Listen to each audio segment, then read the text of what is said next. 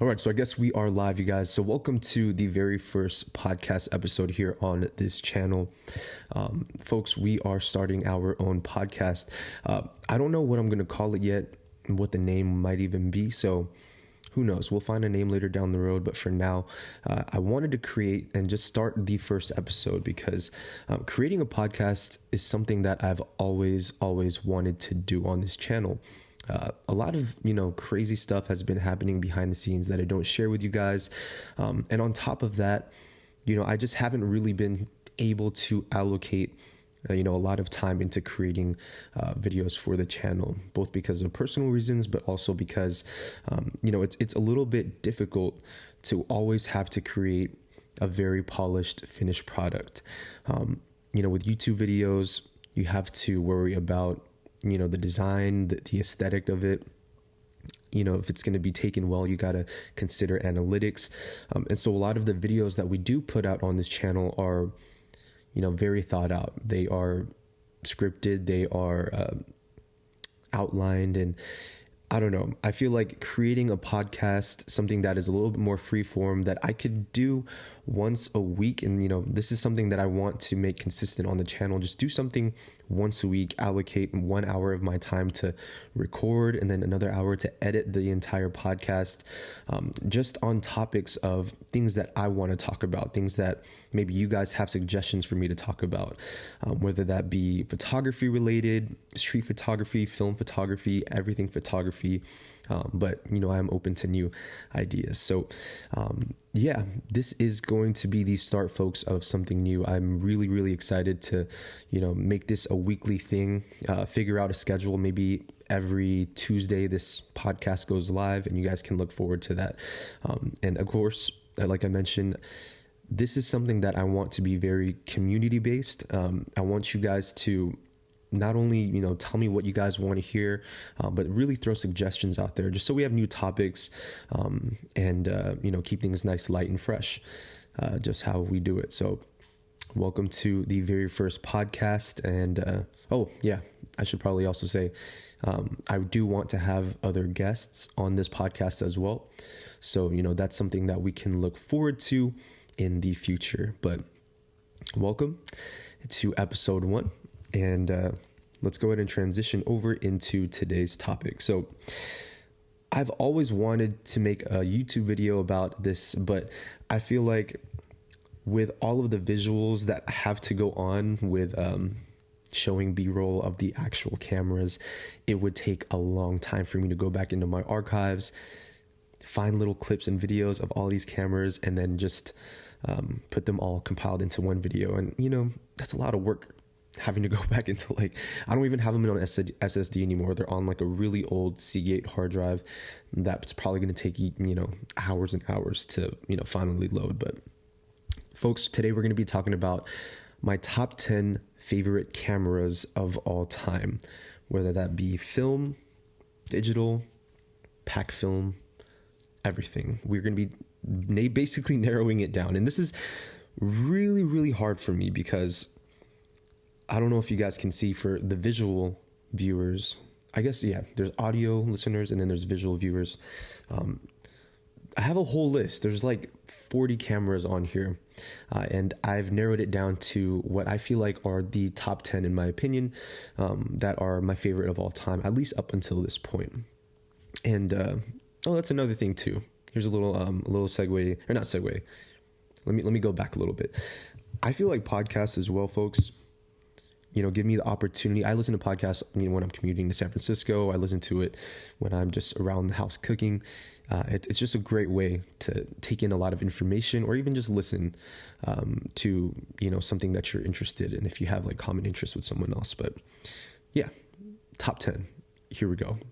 So the very first camera, folks, is a camera, honestly, that till this day, I really regret letting go of. And it's a camera that I've had multiples of. And something that you guys should know about me is that on this channel, because we do make a ton of video on gear, cameras really come and go. They never usually stay. And even though I do want to keep certain cameras for like sentimental reasons, I try my best not to have like a personal attachment to them, because at the end of it, they are just pieces of gear. They all come with different price tags that fluctuate, and you can't really get too attached to pieces of gear. But this one in particular was one that stings every time I think of. And from my top 10, number 10 is the Canon QL17 G3. Now, the Canon QL17 G3 is a point and shoot. Jesus Christ, what am I saying? It's a rangefinder camera made from Canon. And I don't know all the history. I'm not a camera historian or anything like that. But the Canon QL17 G3 is, in my opinion, one of the best fixed lens rangefinders that you can purchase. It has a really sharp 40 millimeter 1.8. Am I right? I don't know. 1.7. I think it's a 1.7. And beautiful camera. It renders color really, really amazing with that little lens in front. And 40 millimeter is a great focal length for just like generalized everyday photography. It's not too narrow, it's not past 50, and it's not too wide like 35.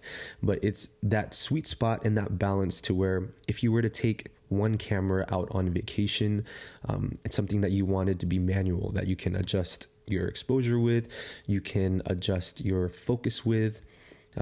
You wanted something that's a rangefinder style camera. The QL17 G3 is up there amongst the best compact rangefinders. Now, a little history on that. I remember the first one that I ever had, I thrifted. I sold that one off. I bought one online because I just really loved the camera. And then I went through a couple of years of just like trading and, selling that camera back and forth until I think the last time I owned it was in like 2020.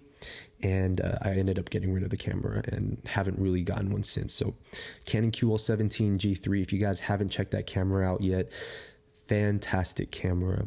Probably one of the best cameras, in my opinion, for, that compact rangefinder system.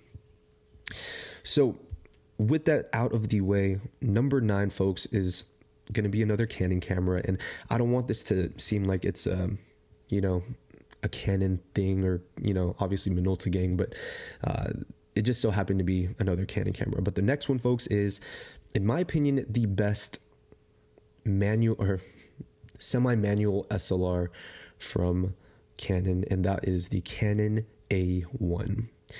Now, of course, everyone knows about the also famous Canon AE1 program. There was a huge period of time between like 2016 and 2019 where the AE1 program was like the face of film photography.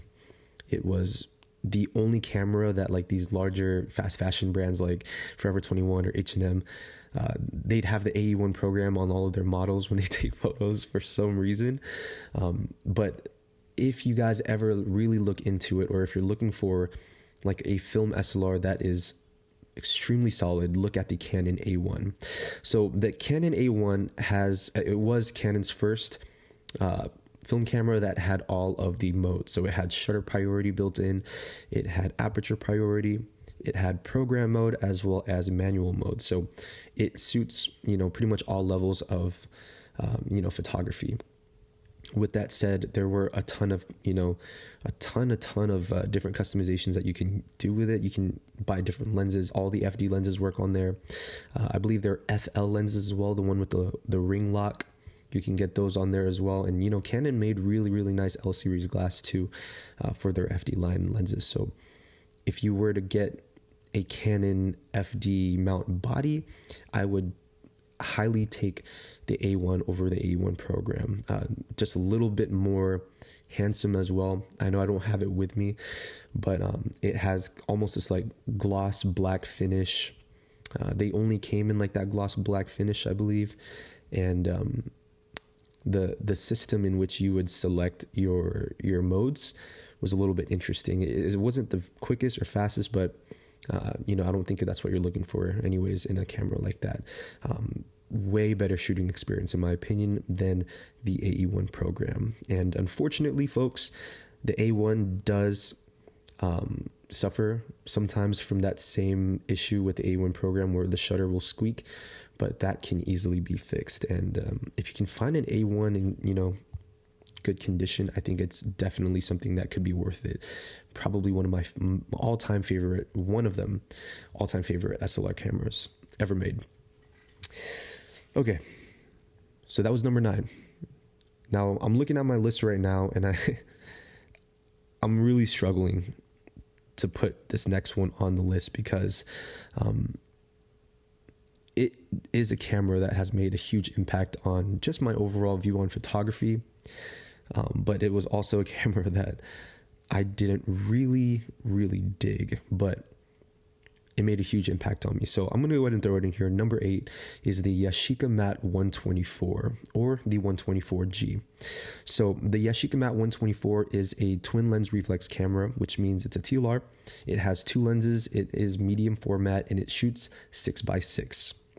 6x6 is just the format of the negative that it puts out, which of course, folks, is square format.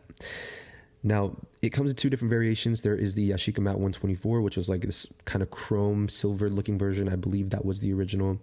And then Yashica made the 124G, which is kind of like a darked out version, but some of the pieces on there ended up being plastic. So people thought of the G version as the almost, cheaper version, I guess you could say, just because it didn't use the same, high quality material as the original.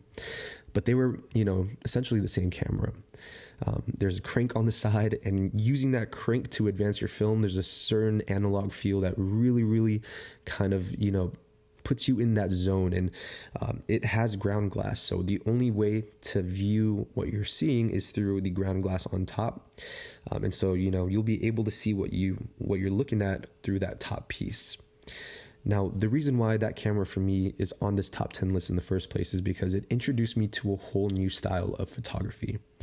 The Yashica Mat 124, when I picked it up, I was really into like the Vivian Maier, kind of thing. I think the documentary had just come out, and I was really interested to see how you could make photographs with a camera like that.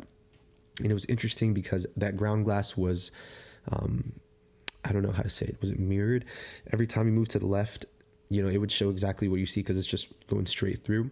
And so composing was a little bit difficult, having to look down at that weird unorthodox angle.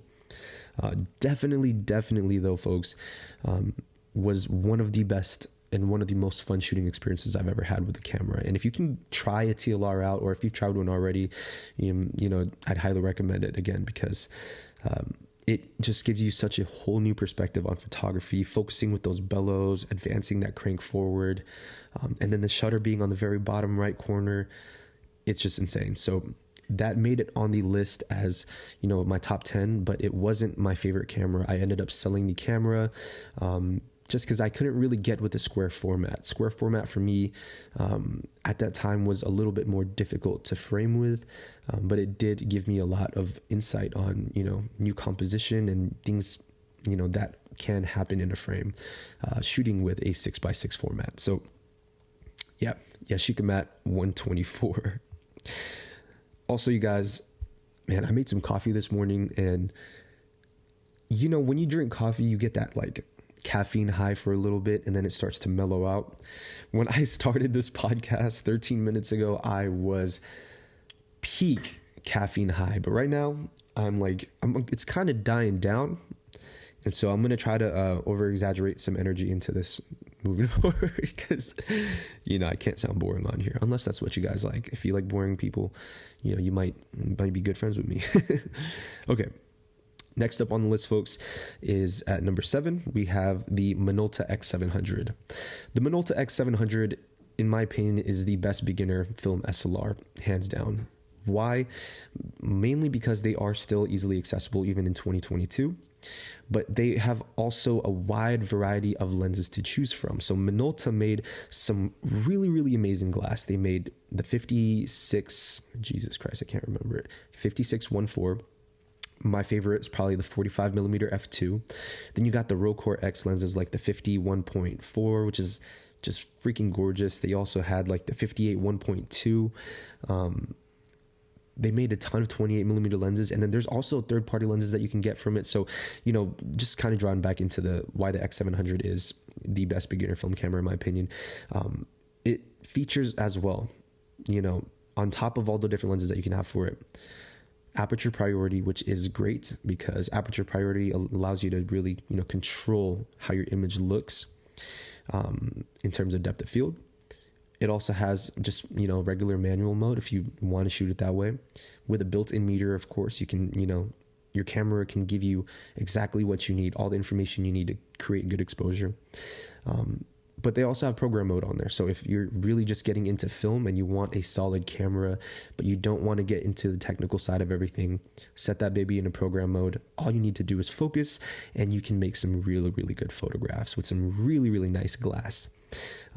And on top of, all the great features that come with the X700, the X700 for me was my introduction into sort of that manual feeling film SLR. It wasn't my first film camera. My first film camera was a Minolta HTSI Plus, which was this I still have it with me actually. It's a super automated Canon Rebel type of thing. And it was great, but the X700 is what, really brought me and drawn me more into these analog feeling cameras. So that is my suggestion. If you guys are looking for a beginner film camera, check out the Minolta X700 with the 45mm f2. You can't go wrong with that setup right there. Okay. Whew.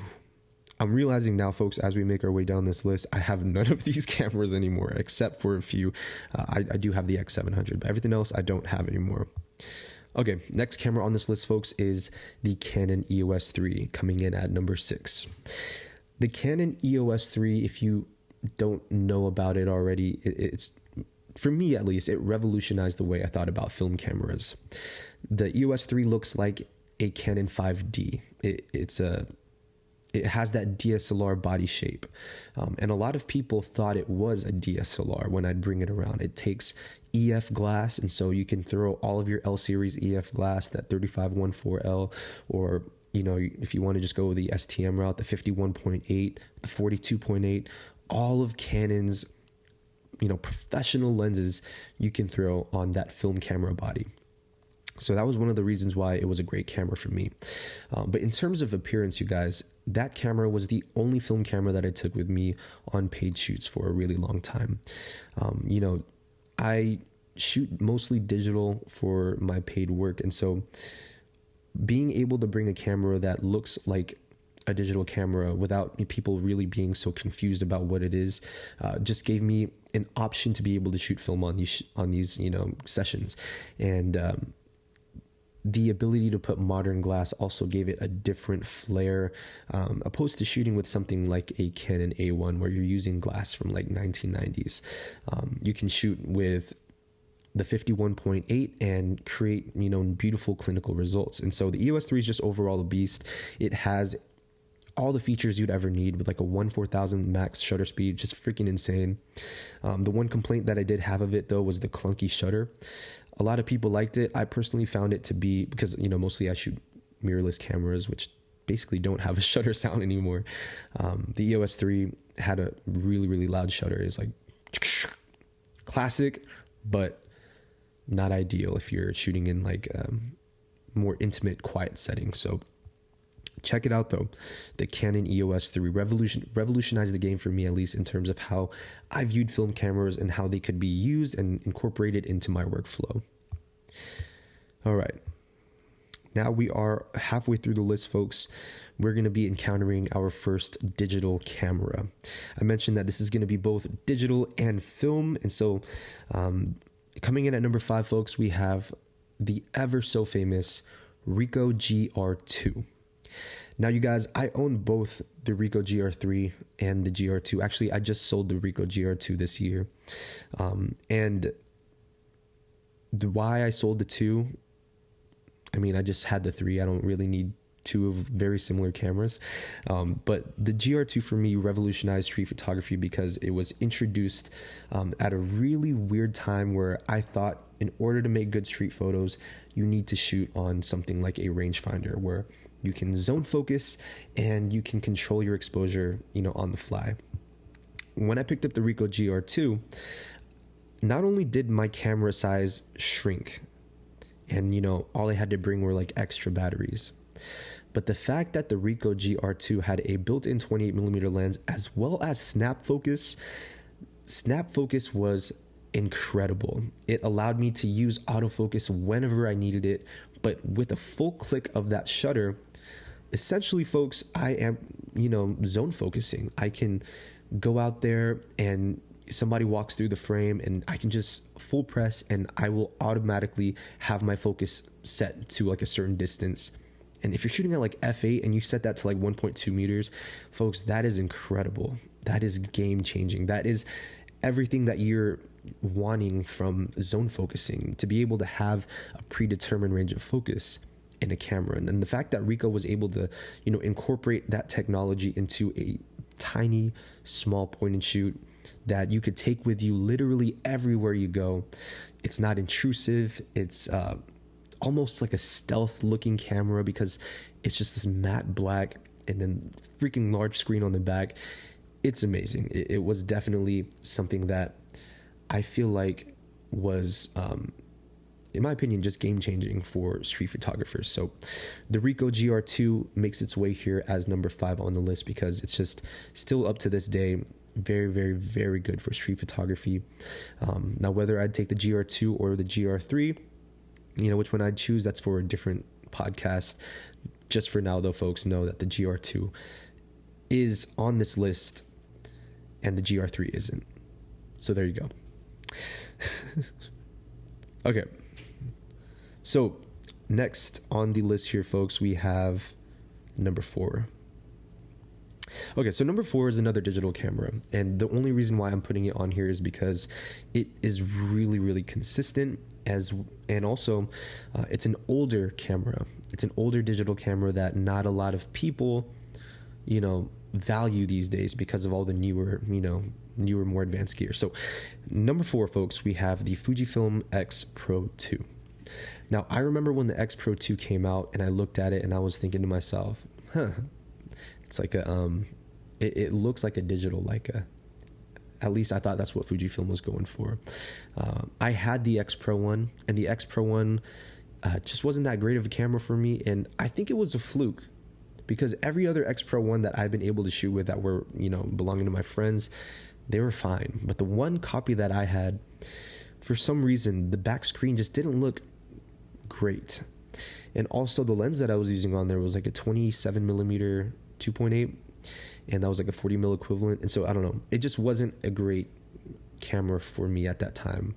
I had just come from like the Fuji X100S, and the X100S was, in my opinion, far better than the X Pro 1 at that time. Again, it could have just been a fluke with my copy, but when I got the X Pro 2, something I realized was that even though this camera is now almost 7 years old, is it 7 years? I'm not sure. Correct me if I'm wrong. It still is more than enough for literally everything in photography.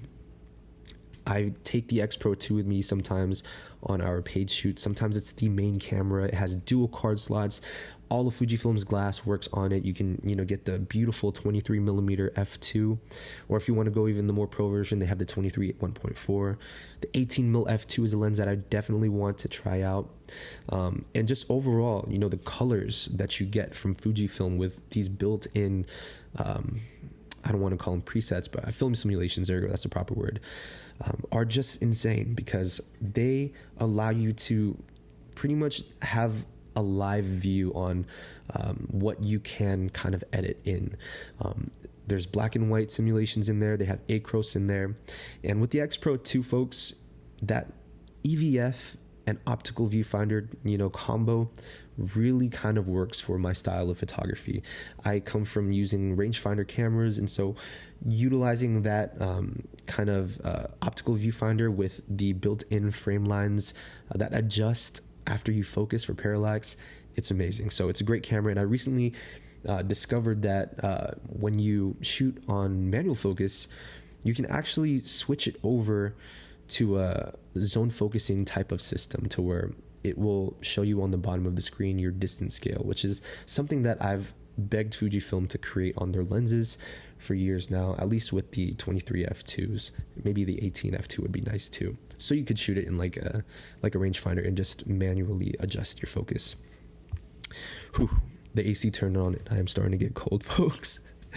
So yeah, that comes in at number 4, the Fujifilm XPro 2. All right, you guys, so now we are at the top 3. And this is really where it's really difficult, because I'm going to have to do an honorable mentions at the end of this video to kind of, save my own ass, because I feel like these are cameras that, didn't make it on the list, but are, worth mentioning. Let's just say that. Okay. So coming in at number 3, you guys, is the Nikon F3.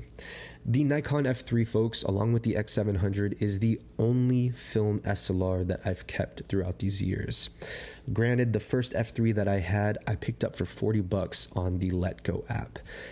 Somebody was selling it, and I guess it belonged to her husband, and she didn't need it anymore or want it, and it was like 2017 or 2016. So I bought the dang thing for $40. And it was a great camera. I recently gave it away though from our 100K giveaway, and it went to a really good home, so I'm happy about that. But I did pick up another F3 right after I gave the original one away. And you guys, it's the only camera up till this day, like I said, that I probably will never sell. The F3 is such an advanced film SLR. Not only do you have shutter speeds up to 1/2000th of a second, but you have aperture priority. You could shoot this thing, in full manual as well. Just listen to this tactical sound real quick here. I mean, that's 11 ball bearings working to advance your film lever. So, sometimes when you advance film on different cameras, when there is film loaded up, there's a certain resistance. With the F3, no matter if you have film in it, or it doesn't matter if you have film in it or you don't, that 11 ball bearing system, when you advance your lever forward, will always feel smooth. There's no real tension. So, that just adds this like super luxurious shooting experience. On top of that, folks, it takes all of Nikon's glass, AI, AIS, and you can also, customize the focusing screen. So for my visual viewers watching right now, you can take off the prism, which, by the way, there are different prisms that you can buy. You can buy the high point, you can get the regular, you can get like a flip up one to make it like a TLR almost style. But you can change the focusing screen, folks. So on the top here, there are different focusing screens that you can get. You can get one that has the rule of thirds. You can get one that has a grid line view. You can get the split focus, that's the one I have in here, at least. The split focus, focusing screens. And there's just tons and tons of customizable options that you can use. Not to mention, folks, the F3 is probably one of the most handsome cameras, in my opinion, ever made. Now, they did come out with a couple of different versions. The one that I have is the F3 HP. There's also the titanium version of the F3. And, very solid camera. It is a tank. It's probably one of my favorite, if not my favorite, film SLR of all time, next to the Minolta X700. So that just goes to show, because throughout the years, I've gotten so many film SLRs, but the only 2 that I've kept up till this point were the X700 and, of course, this one, the Nikon F3. So, yeah. Great camera. I'm trying to put everything down without making too much noise, because my mic that I'm recording with is like 2 feet away from my face. So I'm just trying to make sure it's all good. All right. Okay, so moving into number 2.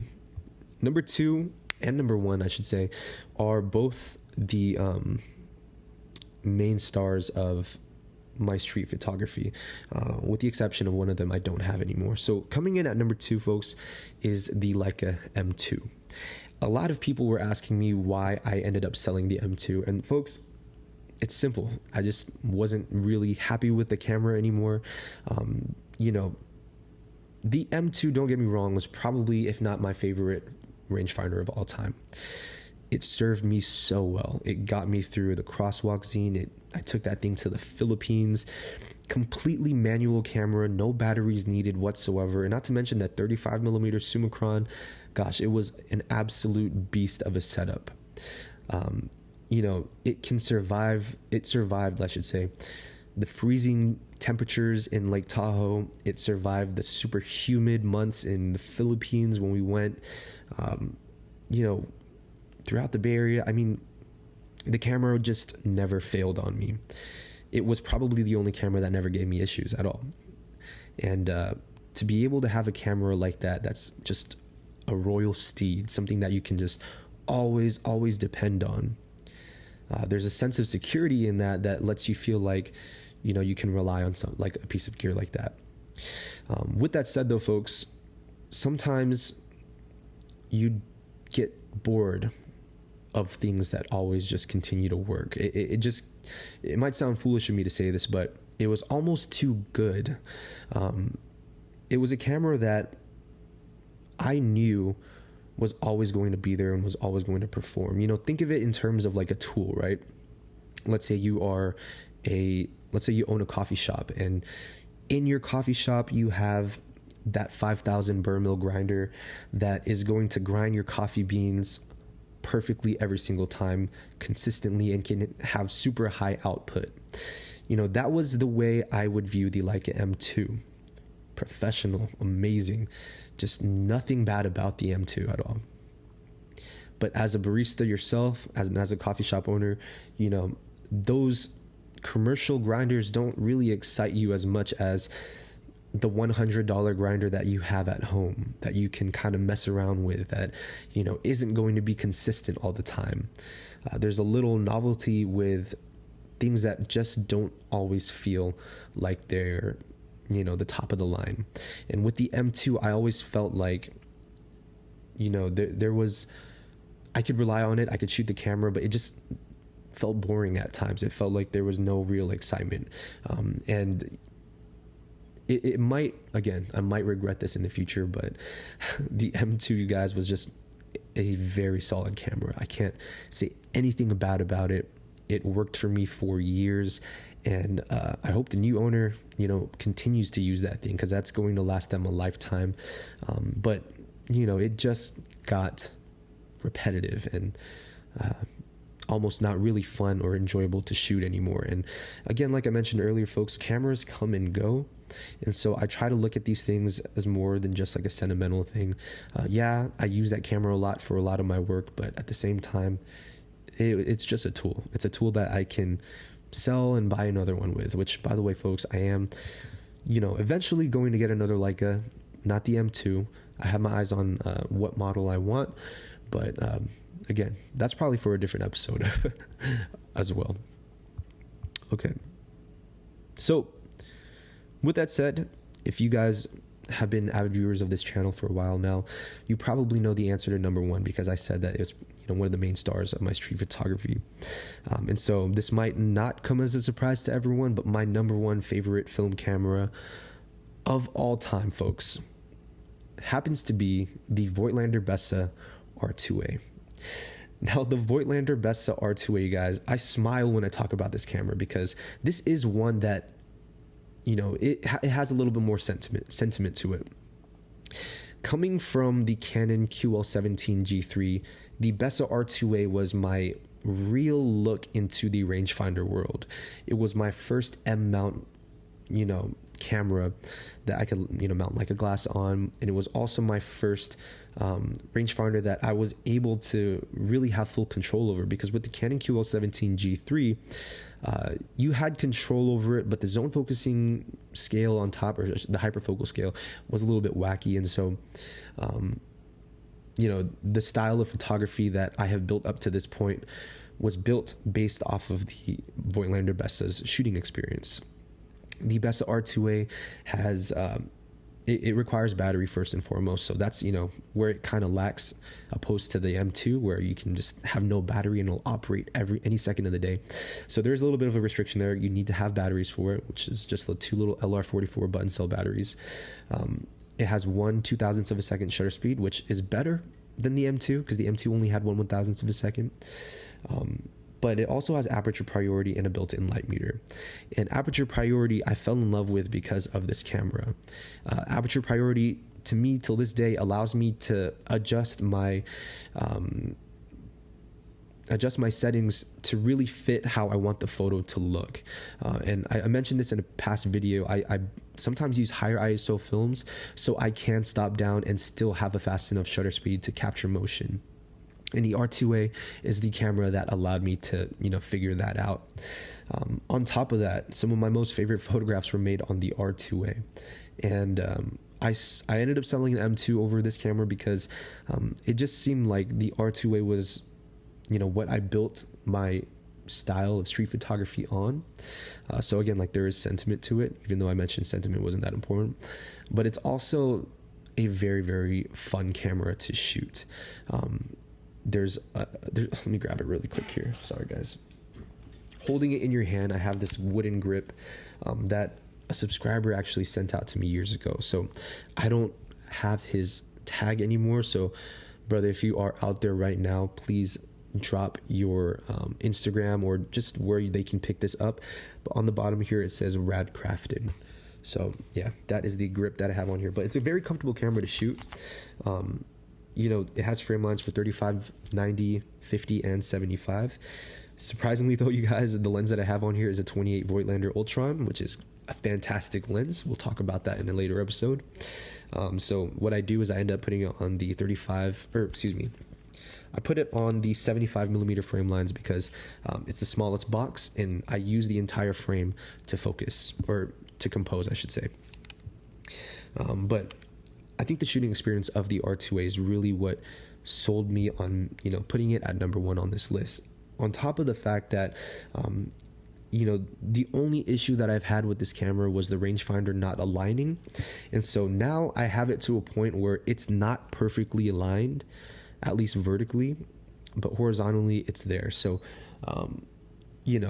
when you go to focus the rangefinder, it doesn't always line up perfectly. But if I'm shooting at like 5.6 or f8, that really doesn't matter to me. I'll be able to catch, pinpoint focus with that. But on top of that also, folks, I don't really shoot this camera at like f2 ever, unless it's like nighttime. Then I'll be forced to, but most of the time, you guys, I'm shooting at like 5.6 or f8 or f16. But yeah, the R2A, it's hard to describe, you guys. If you've ever seen this camera in person, it's such a different look. It's not a Leica, which I love. They come in different colors. They come in like this really nice gray color, olive green, but I opted for just the stealth black because, it's basic and it also is timeless.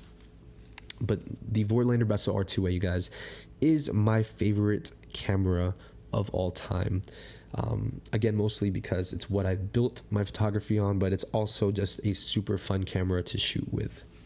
And I want to go, end this episode with a couple of questions about, why I don't put some of these other cameras on here. Honorable mentions, let's do that first. So honorable mention number 1, the Olympus XA.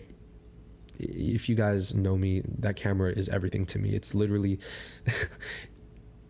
it's not my favorite film camera of all time, but it sure is one of the best. And, you can't go wrong with the XA. Fantastic camera.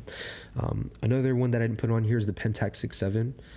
My favorite, this is hard, man. It's one of my favorite cameras to shoot. And the 6.7 was my dream camera for years. And after getting it, all of the things that I thought I'd love about it are still there till this day. I can pick that thing up, drive 100 miles out to Yosemite and just go to town with it. I will not complain. I love the Pentax 6.7. I also didn't throw the Olympus Stylus, the original MJU1. That's probably the most fun camera that I've owned. It's one of the cameras that, just had so many memories on, just loading that thing up and then just going to town with that little 35 3.5 lens. Beautiful camera. And then I'm missing something. Probably the Nikon L35AF. Probably my favorite point and shoot of all time, arguably. But it didn't really make the list just because I think there were far more important cameras to talk about in this episode, at least, or to put on that list. But you guys, somebody asked me the other day, why don't you ever include the cameras that you use to film with, or that you shoot, digitally and professionally with. And the reason for that is because, again, they're very similar to how I felt about the Leica. They are workhorses, and I'm filming right now on an A7 III. I've had the A7 II in the past. I've also had a 5D, and then I had a 5D Mark II. And you guys, just like the analogy we made earlier about the professional commercial coffee grinder, these cameras always work. And they take the fun out of photography sometimes, just because I mostly use it for professional reasons. I'd never really go out there and have fun with my A7 III, which was sad, because a lot of people really like this camera, and it can definitely be fun, but just for what I use it for, at least it's a tool to me rather than a pleasure camera. And I feel like what film photography is, with also just street photography in general, and just being a camera enthusiast, a lot of the times we are looking for something past that. We're looking for something that gives us joy, something that's fun to shoot, something that sometimes poses problems, and that's all in the fun of what photography is for a lot of us here. So that kind of answers that question, folks. Now, I wanted to have some sort of structure for this podcast that we are creating, and I think at the end of each podcast, I'm going to just talk about I'll post something up on Instagram, I'll ask a question, and then you guys will just answer. So I did that this morning. I'm going to show the visual viewers on here. I asked, what's your guys' go-to 35 millimeter color film, which I answered. I said it used to be Fuji Xperia 800 until they stopped making it, but my updated list would be Kodak Gold, Portra 400, and Lomo 800. And so far, you guys, we have gotten, here, let me try to get this on camera. We've gotten a ton of responses, and so I'm just going to go over some of them here and just share my experience with each of these film stocks. So, it also gives me an opportunity to kind of shout people out. Okay. Houdini_93 says, Santa Color 100. Check them out on Indiegogo. Great film for landscapes. Santa Color 100. I have never heard of that film. They are on Indiegogo, so I'm guessing it's something that, maybe might still be in the production stage, but he says it's great for landscape. So I'm going to definitely check that out. Santa Color 100. Have you guys had any experience on that one? Not familiar. Okay. Madite Bata says Portra 400. Yes. Midnight Blue _GC says the cheapest one I can find that's in stock. Agreed. That's funny. That pretty much sums up, how I feel as well. The cheapest one I can find that's in stock. Kodak Gold is never in stock, folks. Even though it is like my go-to film stock, it's not readily available. Ektar 100 and Kodak Gold 200. That's from happy.jpg. Kusang _Joha says Ultramax 400 and Kodak Gold. Here's one right here. Wombly Yaddy says Portra 160. Let me see. Let me find something that's a little bit interesting. Okay, here we go. Chris.Laos says E100. There you go. If that's what you're into, Kodak E100. I'm surprised I'm not seeing a lot of like the older. Well, I mean, I did say like go-to film stocks. So obviously, it'd have to be something in production. But when I started shooting film, at least in 2015, 2016. There's still tons of film that you could shoot. You can get Agfa Vista at Poundland, which is, crazy to me. You could still get like old Kirkland, stock that probably expired in like 2012. But I'm really looking at it now, folks. And the three that I'm seeing most of here are Kodak Gold, Ultramax, and Portra 400. It seems, okay, and Fuji Xperia 400 as well. But other than that, you guys, there's not really much variety out there, which is kind of sad. The only thing that I'm seeing that's not, normal is probably E100. Okay, here we go. Someone said Pro Image. That's a good one. Vision 500T, Cinestill 800T. Okay, but let me see. Color Plus. Can't forget about that one, right? Kodak Color Plus.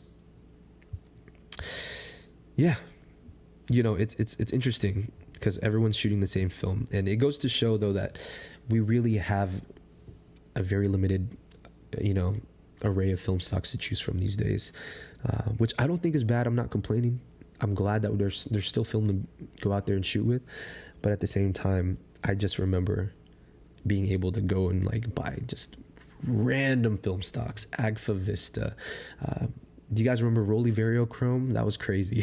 So I guess that's our like viewer comment interaction of this episode. Again, this will get more polished as we continue on. We'll have more structure. But folks, thank you guys for tuning into the very first episode here on this channel.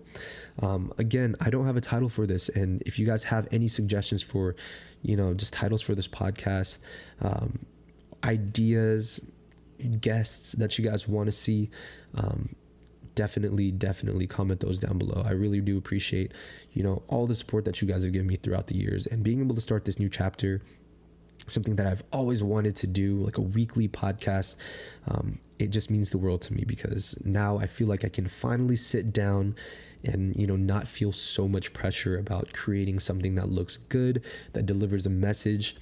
But on top of that, just worry about, you know, all of the polished high-end parts and bits that go into making YouTube videos. So folks, that's going to wrap it up for me. If there's anybody out there who wants to have a sponsorship opportunity, obviously that is an option. Serious inquiries only. Look in the description below. But that is going to wrap it up for our very first episode. Those are my top 10 film cameras. Jesus Christ. Top 10 cameras of all time. Yeah. I'll see you guys in the next one. As always, this has been King Japes. Till next time, Minolta gang. Do like ASMR outro or something. I don't know. You guys want to hear what the F3 sounds like again? All right, let's adjust the aperture. Let's take a photo. All right, goodbye.